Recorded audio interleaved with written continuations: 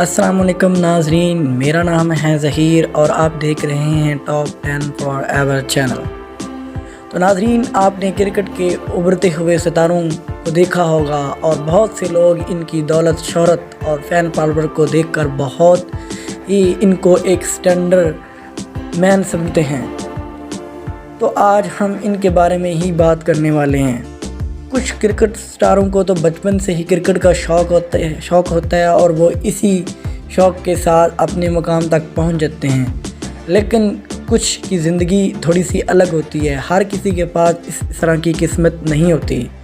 کچھ cricketer star ایسے ہیں جنہوں نے بہت ہی محنت، پریشانی اور لگن کے ساتھ کام کیا اور ایک مقام حاصل کیا۔ تو آج ہم 5 ایسے کرکٹ سٹار کے بارے میں بات کرنے والے ہیں جنہوں نے بہت ہی پریشانیاں جھیلی، محنت مزدوری کی اور اپنا ایک مقام حاصل کیا اور پاکستان کا نام روشن کیا۔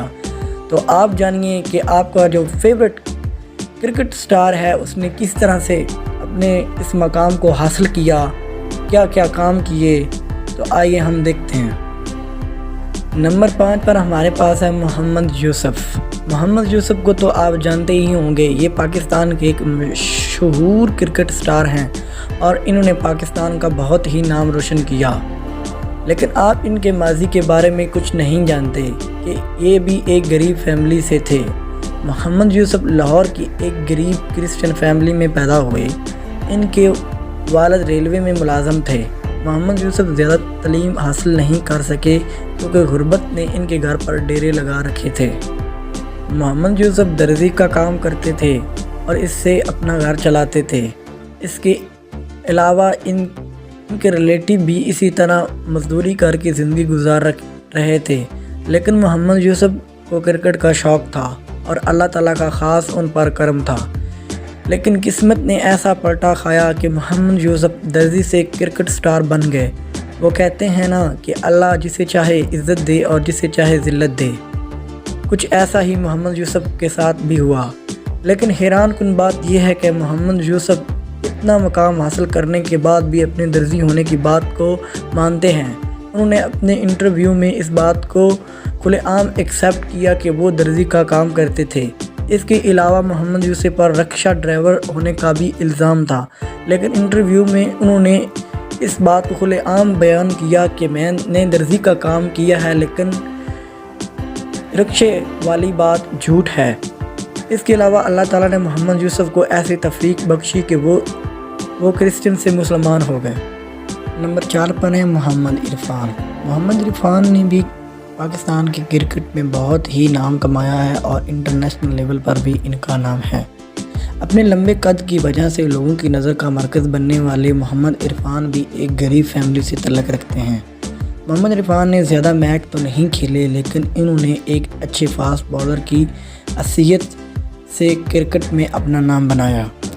انہوں نے نہ صرف پاکستان میں کرکٹ کھیلی بلکہ باہر بھی جا کر کرکٹ کھیلی اور پاکستان کا نام روشن کیا۔ حیرت انگیز بات یہ ہے کہ محمد عرفان ایک میم بنانے والی فیکٹری میں کام کرتے تھے اور ان کی ماہانہ سیلری صرف 10,000 روپے تھا، لیکن فیکٹری میں جانا ان کی قسمت کا کھلنا ثابت ہوا۔ ایک دن فیکٹری کے مالک نے محمد عرفان کو کرکٹ کھیلتے دیکھا تو انہوں نے ان کی کرکٹ بہت اچھی لگی۔ جب قدرت مقام دینا چاہے تو کچھ ایسا ہی راستہ نکلتے ہیں۔ فیکٹری کے مالک نے محمد عرفان کو شام کے وقت کرکٹ کھیلنے کی اجازت دے دی۔ اس طرح محمد عرفان کا کرکٹ کا کیریئر شروع ہو گیا۔ محمد عرفان نے اپنے ایک انٹرویو میں کہا کہ ان کی فیکٹری کے مالک نے انہیں بہت سپورٹ کیا۔ آج محمد عرفان کو آپ دیکھ سکتے ہیں کہ وہ کس مقام پر ہیں۔ اللہ تعالیٰ نے انہیں عزت، شہرت، دولت سب کچھ عطا کیا ہے۔ نمبر 3 پر ہے انور علی۔ ان کا نام بھی آپ نے سنا ہی ہوگا۔